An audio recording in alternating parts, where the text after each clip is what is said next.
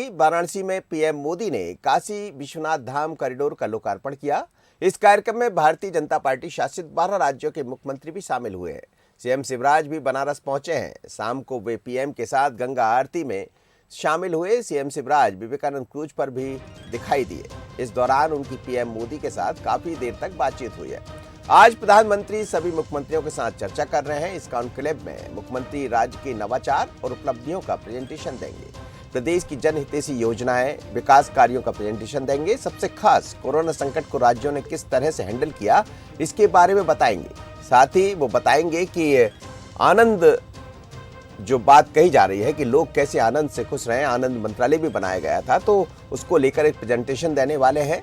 लाडली लक्ष्मी योजना, तीर्थ दर्शन योजना, मेगा विकास सहायता योजना के बारे में भी वो जानकारी देंगे। किसानों के हित में योजनाओं की जानकारी भी प्रधानमंत्री को देंगे सीएम शिवराज। अब सवाल यह है कि पीएम मोदी खुद मुख्यमंत्रियों से मीटिंग कर रहे हैं, चर्चा कर रहे हैं और राज्य की योजनाओं की जानकारी ले रहे हैं। इसके क्या मायने निकाले जाए? क्या आने वाले उत्तर प्रदेश चुनाव में बाकी राज्यों की अच्छी योजनाओं का इस्तेमाल होगा, या फिर केंद्रीय संगठन पिछले अनुभवों को देखते हुए राज्यों पर अभी से नजर बनाए हुए हैं, ताकि 2023 में किसी तरह की कोई चूक ना रहे?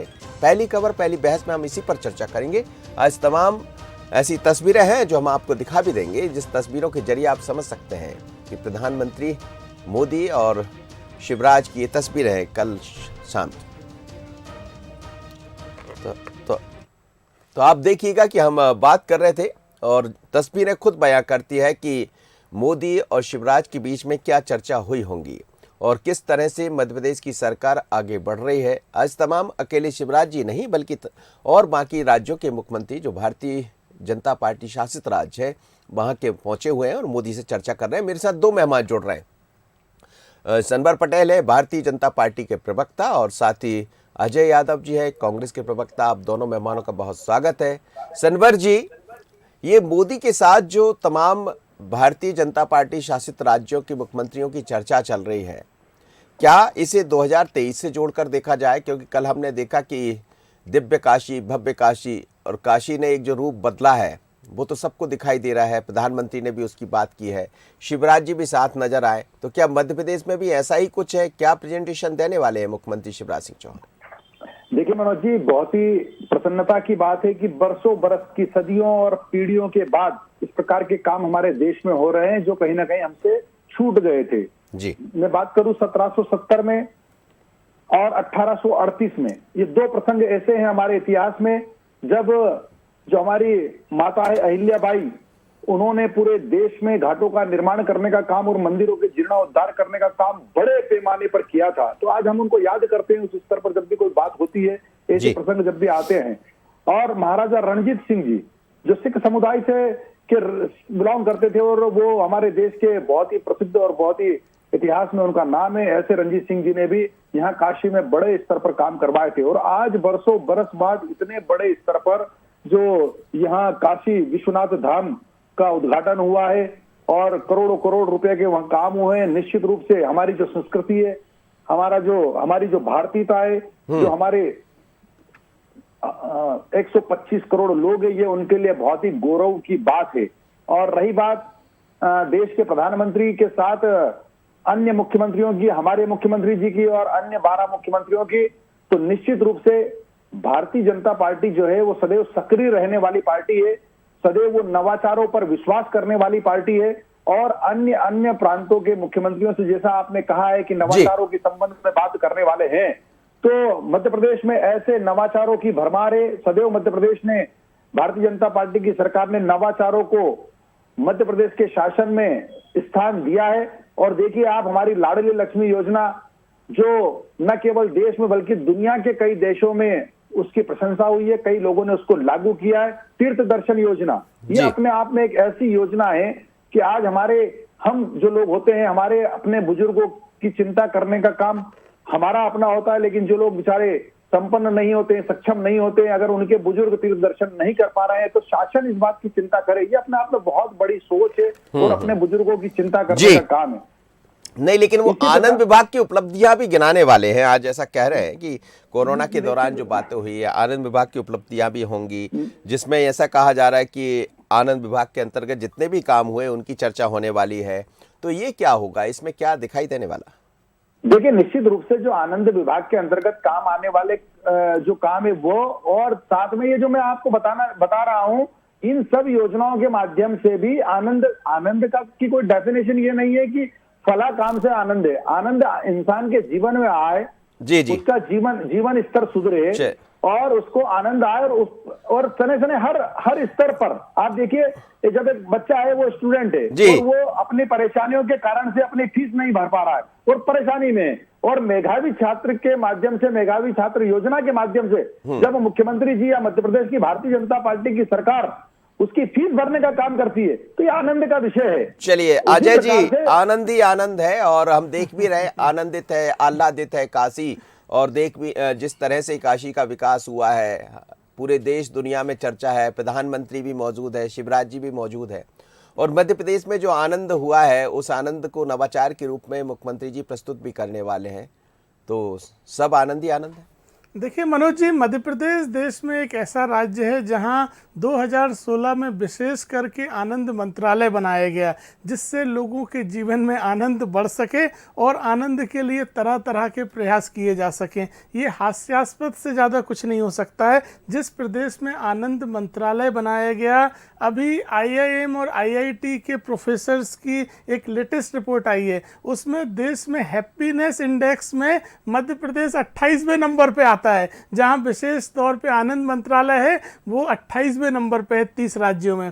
तो ये तो प्रमाणित करता है इनके विभाग की स्थिति। मध्य प्रदेश में मुझे बताइए मनोज जी, जिस तरह के हालात हैं, क्या ये हालात आनंद वाले माने जा सकते हैं? हम सरकार के आंकड़ों को भी मान लें, नीति आयोग कहता है देश का तीसरा सबसे गरीब राज्य मध्य प्रदेश। अपराधों के मामले में बात करें तो आदिवासियों, महिलाओं पे अपराध में मध्य प्रदेश सबसे ऊपर। कुपोषण के मामले की बात करें तो सबसे ज्यादा कुपोषित बच्चे मध्य प्रदेश में। अजय जी, कई बार आंकड़े कुछ दिखाई देते हैं, और आप देखिए, आप भी मुस्कुरा रहे हैं, मैं भी मुस्कुरा रहा हूँ, ये आनंद की अनुभूति कराता है। और जब आप मध्य प्रदेश की सड़कों पर निकलेंगे तो मुझे नहीं लगता है कि कहीं ऐसा दिखाई दे। मनोज जी, हम आंकड़ों से भी बाहर आ जाएं। मध्य प्रदेश की राजधानी भोपाल में भी अगर बात कर लें तो इस तरह के हालात, जहां एक परिवार सूदखोरी की वजह से पूरे परिवार के साथ जहर खा के आत्महत्या कर लेता है, एक पिता अपने बच्चों के गले काट देता है क्योंकि उसके पास रोजगार नहीं है, एक परिवार टंकी पे चढ़ जाता है क्योंकि प्रशासन उसकी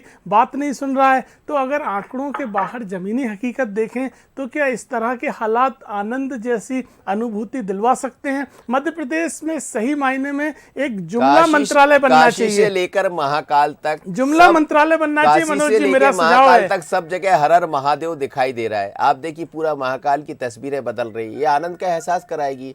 काशी में आप जब पहुंचेंगे तो वो आनंद का एहसास कराएंगे, और हम कल से तस्वीरें देख रहे हैं, वो आनंद का एहसास करा रही है। देखिए मनोज जी, धार्मिक भावनाएं प्रत्येक व्यक्ति की होती हैं, धर्म के प्रति आस्था होती है, हम सबकी है, और हम सब धार्मिक व्यक्ति हैं। धार्मिक व्यक्ति होना और जीवन यापन के लिए, रोजमर्रा के लिए साधन होना, उसके लिए आनंद होने में अंतर है। धर्म के सहारे आदमी आस्था रख सकता है, लेकिन जीवन यापन के लिए उसको रोजगार भी चाहिए, धंधे भी चाहिए, पढ़ाई लिखाई भी चाहिए। ये सब है नहीं। एक जुमला मंत्रालय बनाना चाहिए जहां नए नए जुमले तैयार हों। वो नया मंत्रालय बना रहे हैं। अब कांग्रेस है, विपक्ष है, तो वो तो अपने तरह से मंत्रालय बनाए। देखिए, बहुत ही विद्वान हमारे साथी अजय सिंह जी, मैं उनको बताना चाहता हूं कि आनंद में, देखिए, विपक्ष को अगर ये ढूंढना है कि लोग आनंद में नहीं है, कमियां ढूंढना है कि मध्य प्रदेश में फला एजेंसी ने फला ये क्यों कह दिया है कि ये अपराध में नंबर 1 है, वही एजेंसी अजय भाई ये भी बोलती है कि प्रोसिक्यूशन में मध्य प्रदेश नंबर 1 है, FIR लिखने में नंबर 1 है, और सजा दिलवाने में नंबर 1 है। तो ये देखिए, अपराध को पकड़ना, अवॉइड नहीं करना और उस पर नियंत्रण करना और उसको सजा दिलवाना, ये काम मध्य प्रदेश की सरकार कर रही। देखिए, आपने 3-4 बातें गिना दी, मैं आपको गर्व करने वाली बातें गिनाता हूं। देखिए, 20 साल पहले मध्य प्रदेश की सड़कों की हालत ये थी अजय जी, कि लोग मध्य प्रदेश की सीमा में आते थे अन्य प्रांतों से, तो दशकों से ये कहते थे, दशकों से और गड्ढों से, कि मध्य प्रदेश की सीमा आ गई। आज आप मध्य प्रदेश के आसपास जाएंगे और तुलना करेंगे तो गड्ढे संभवतः अन्य प्रांतों में आएंगे, लेकिन मध्य प्रदेश की सड़कें दूसरे प्रांतों की सड़कों से अच्छी है। बिजली की स्थिति क्या थी, गौरवान्वित हुई है। आप पानी की स्थिति क्या थी, किसान भाइयों की कुल पानी के कारण से सिंचित भूमि 4 लाख हेक्टेयर थी, आज 44 लाख है। आप बताइए, ये लेकिन ये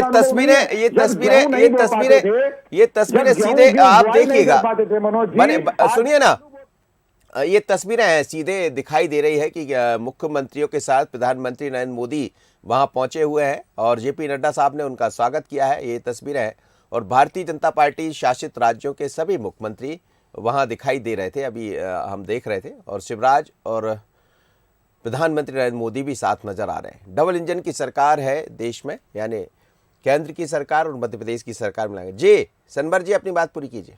देखिए, ये जो तस्वीरें दिखाई है, मैं इस पर भी बात करके और अपनी बात पूरी करना चाहता हूं मनोज जी, कि ये देश में सक्षम सरकार है और देश के अंदर जो ये सरकार है भारतीय जनता पार्टी के निश्चित उद्देश्यों के लिए काम करती, इसलिए आज सारे हमारे नेता के साथ सारे मुख्यमंत्री लोग मौजूद है। आप तुलना कर लीजिए हमारे अजय भाई की पार्टी के नेताओं से, तो जहां भी सरकार है वहां आपस में ही लड़ाई होती है, आपस में ही जुतम पैर होती है। कहीं गलती से सरकार में अगर आ गए किसी कारणवश तो सिद्धू साहब के नहीं, लेकिन इसको क्या सनवर जी जगह पर आई, इसको क्या 2023 की तैयारी देखें या 24 की तैयारी देखें इसको, या उत्तर प्रदेश से पहले एक चिंता देखें? देखिए मनोज भाई, ये तो भारतीय जनता पार्टी सदैव सक्रिय मोड में होती है। हम तो पंचायत के चुनाव को भी उतनी मजबूती और उतनी गंभीरता से लड़ते हैं जितना 2023 को और 24 को, 23-24 की भी चिंता करते हैं और पंचायत और नगरीय निकाय की भी करते हैं। तो ये भारतीय जनता पार्टी सक्रिय मोड में रहने वाली पार्टी है। और मैं अपने भाई से बोल रहा था कि खेतों की स्थिति ये थी कि हम गेहूं नहीं बो पाते थे।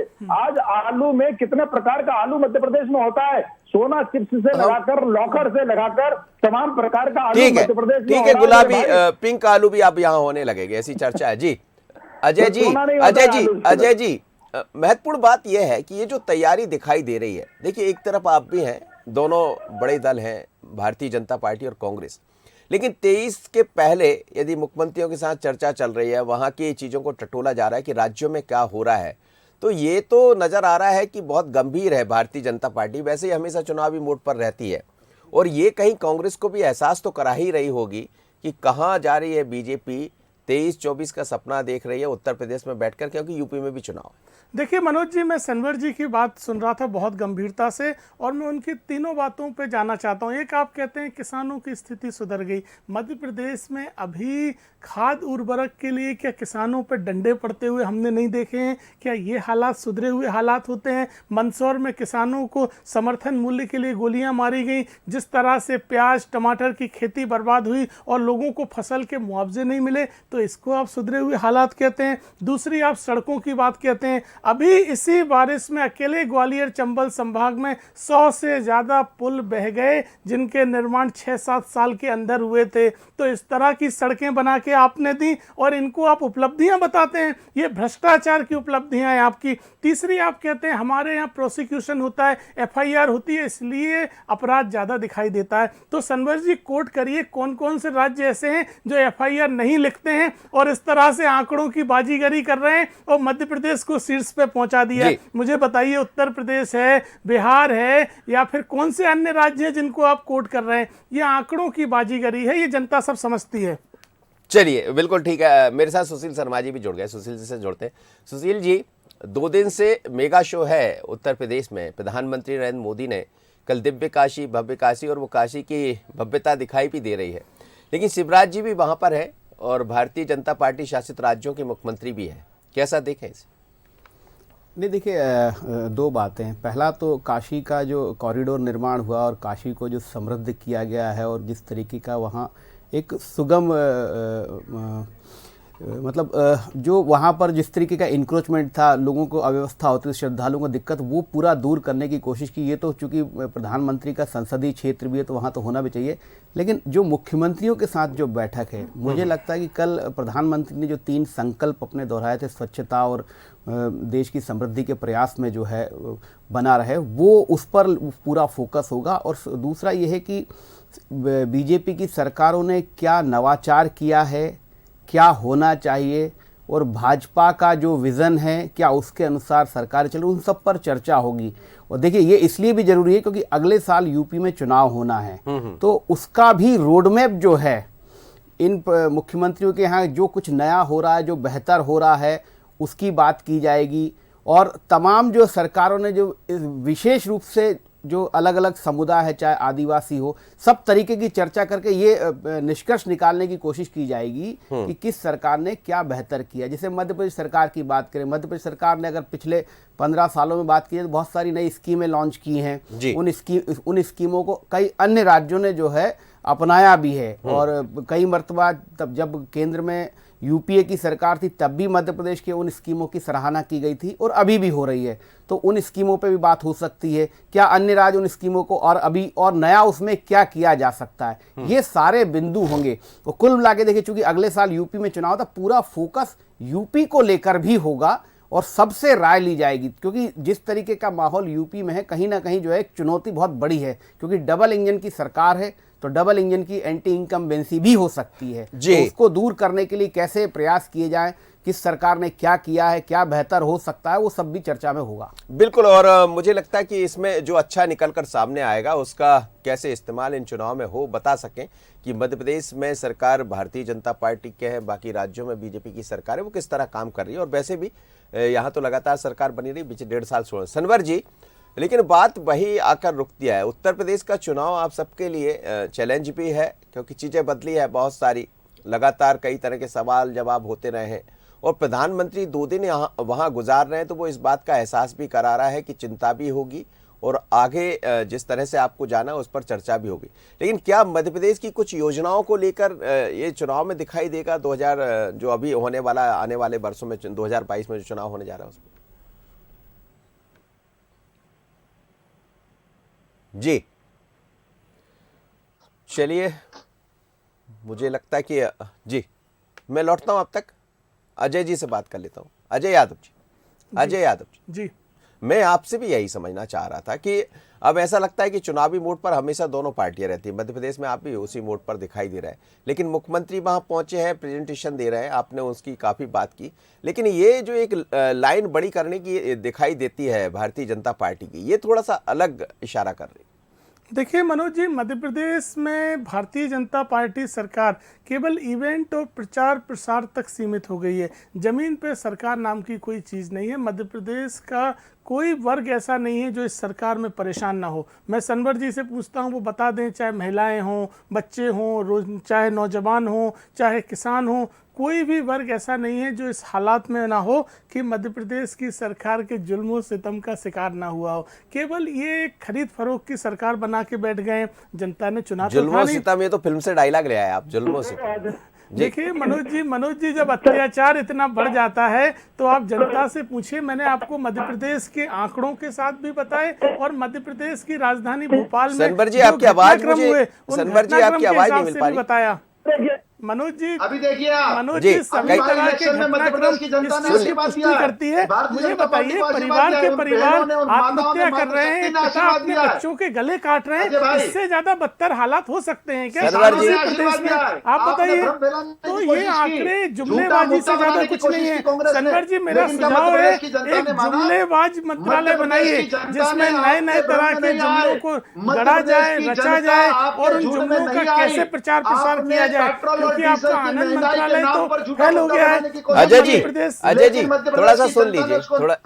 सनवर जी, आपसे मेरा सवाल था, जनता ने उसको नकार दिया और उपचुनाव में फिर से भारतीय जनता पार्टी को आशीर्वाद दिया। उपचुनाव नहीं होते सनवर जी, अपन अगले चुनाव की बात कर रहे हैं ना। सरकार बना ली, हो गया उपचुनाव तो हो गया, उपचुनाव से बहुत ज्यादा नुकसान उनको भी नहीं था और फायदा आपको भी नहीं था। सरकार आपकी थी, आपकी रही, आपकी रहेगी। मैं आपसे सनवर परेशान नहीं है। सनवर पटेल जी, मैं ये भी चिंता बता रहा है, 2 दिन तक प्रधानमंत्री वहां गुजार रहे हैं काशी में, बहुत सारे आपने अच्छे काम किए हैं, वो दिखाई भी दे रहे हैं, लेकिन यदि सबके साथ चर्चा चल रही है तो ये चिंता की लकीर भी कहीं दिखाई देती है। 2022 के उत्तर प्रदेश चुनाव से पहले, 23 से पहले की तैयारी भी दिखाई देती है, इस पर भी बात कर लीजिए।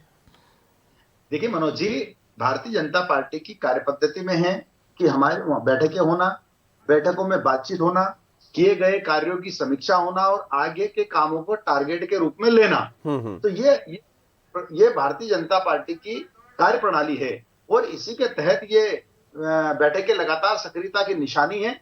जहां बैठकें नहीं होती है, सवाल तो उनसे होना चाहिए क्या है हमारे तो हमारी अरे तो ये तो विशेषता संवर जी है। परफॉर्मेंस भी तो दीजिए, सरकार की उपलब्धियां भी तो बताइए। मुझे बताइए, हर वर्ग परेशान है तो ऐसी सरकार और ऐसी बैठकों का क्या मतलब है जब जनता को राहत नहीं है, जनता के ऊपर अत्याचार हो रहा है। जनता को पता है, किसानों को मुझे मध्य बताइए, प्रदेश की खाद जनता को मांगना पता है कि क्या भारतीय कोई जनता बहुत बड़ी पार्टी मांग है तो आप डंडे मारते हैं किसानों को? खाद मुझे के बताइए, लिए, बेरोजगार खाद बच्चे के धरना लिए पे जितनी देते सुगम हैं, व्यवस्था, आपके कार्यालय एक में साथ पूरी चयनित होने के शिक्षक बाद, अपनी मांग एक के लिए साथ आते हैं मामले की तो आप बारिश पुलिस होने से के अत्याचार बाद करके भगा जितनी देते हैं। खाद की तो क्या इस आवश्यकता तरह का थी, राज्य मध्य चलाएंगे? प्रदेश की सरकार ने और बैठकों भारत से, की ऐसी सरकार बैठकों ने से कुछ नहीं होने वाला। राजनीति करके ये किसानों को जबरदस्ती की समस्या में सरकार नहीं है। नहीं, आप 2 साल और चला लीजिए, 200 आपको खुश सीटों होना के साथ चाहिए, लौटेगी लेकिन कांग्रेस आप चलिए। कमलनाथ जी के ठीक नेतृत्व है, में। ठीक है, ठीक है। मैं सुशील शर्मा जी, सुशील शर्मा जी, सुशील शर्मा जी, सुशील शर्मा जी, अंतिम आपसे समग्र प्रतिक्रिया एक इस बात पर कि क्या, जैसा आपने भी कहा कि उत्तर प्रदेश की चुनाव बहुत अलग है, क्योंकि बहुत सारे ऐसे मुद्दे हैं जिन पर चर्चा होती रहती है, कई बार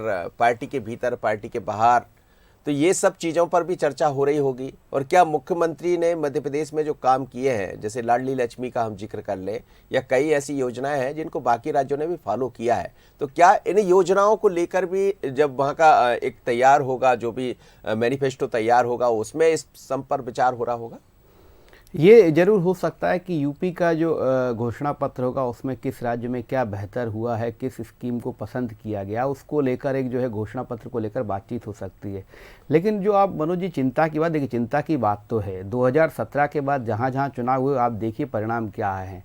आपके हाथ से मध्य प्रदेश गया, छत्तीसगढ़ में आपका सुपड़ा साफ हो गया, आपके हाथ से राजस्थान गया, आपके हाथ से झारखंड गया, आपकी हरियाणा में टूटी फूटी सरकार है, आपके हाथ से महाराष्ट्र जैसा राज्य गया, कर्नाटक में आप टूटे फूटे हैं। तो ये, और पंजाब में आपकी जो है आपका सबसे पुराना गठबंधन जो है वो टूट गया। तो ये चिंता तो है, और आने वाले समय में जो है परिस्थितियां एकदम बदलेंगी, क्योंकि डबल इंजन की सरकार की अगर आप उपलब्धियां भी होती हैं तो एंटी इनकम्बेंसी भी उसकी बनती है। तो ये सब पर चिंतन मनन होगा ही, और एक जो है किस तरीके से इस सब चीज़ों को दूर किया जाए, किस तरीके से लक्ष्य हासिल करने का प्रयास किया जाएगा, उस पर मंथन जरूर होगा। और कौन से काम सरकार के, जो देखिए पिछले अगर आप चुनाव की बात करें तो उज्ज्वला योजना और प्रधानमंत्री आवास एक बड़े फैक्टर थे। जो डायरेक्ट बेनिफिट वाली जो स्कीमें हैं उसने जो है वोट परिवर्तन में बड़ी भूमिका निभाई थी। तो हो सकता है कि डायरेक्ट बेनिफिट की तरफ जो है सरकार भी बढ़े, क्योंकि आप देखिए आम आदमी पार्टी हो या फिर कांग्रेस हो, ये डायरेक्ट बेनिफिट की तरफ जा रहे हैं। वो महिलाओं को रोजगार दे रहे हैं, वो महिलाओं को सीधे के खाते में सीधे पैसे डालने की बात कर रहे हैं। तो ये डायरेक्ट बेनिफिट से जो वोट चेंज करने की जो बात है, इसकी भी काट पर चर्चा हो सकती है। क्या बीजेपी भी डायरेक्ट बेनिफिट की तरफ जाएगी इसी तरीके से, या कोई और रास्ता निकाला जाएगा? इस पर भी मंथन हो सकता है। बिल्कुल, आप ठीक कह रहे हैं, और बड़ी महत्वपूर्ण बैठक है। आप सभी मेहमानों को बहुत बहुत धन्यवाद, आप मेरे साथ जुड़े, क्योंकि प्रधानमंत्री नरेंद्र मोदी 2 दिन के दौरे पर है, वाराणसी में है। काशी से कल उन्होंने एक बड़ी सौगात पूरे देश को दी, खासकर काशीवासी को कहा भी काशी अविनाशी है। लेकिन उसके साथ ही अब बात विकास की होगी, क्योंकि उन्होंने 3 लक्ष्य तय किए हैं: स्वच्छता, आत्मनिर्भर भारत को कैसे बढ़ाना आगे, कैसे राज्य अपने आप में आत्मनिर्भर बने, और विकास की उन्होंने बात कही है।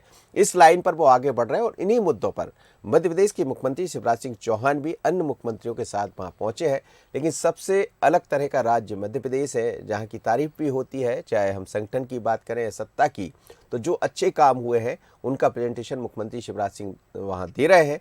पर क्या जो बातें दिखाई दी है वो आने वाले उत्तर प्रदेश के मैनिफेस्टो में भी दिखाई देगी, या जहां जो गड़बड़ है वो 2023 से पहले उसको ठीक करना चाहते हैं? तो चर्चा इस पर चलती रहेगी। पहली बहस, पहली खबर में इतना ही। बने रहिए बंसल न्यूज़ पर। नमस्कार।